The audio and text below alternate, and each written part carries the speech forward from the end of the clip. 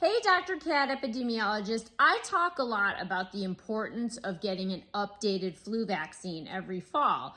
But another question I get all the time is, why does the flu vaccine need to be updated? And in other words, is the one I got last year really not good anymore? So if you're a healthcare provider listening to this is something your patients are probably also wondering. So the flu virus mutates rapidly through a process called antigenic drift, meaning its surface proteins or antigens change regularly. This makes it more difficult for our immune system to recognize and fight the new circulating strains.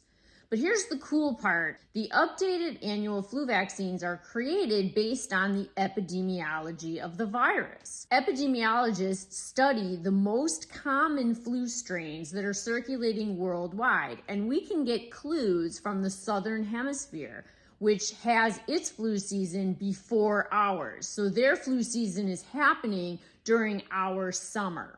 And we can update our flu vaccines based on these data, making predictions as to which strains might become the most prevalent up here.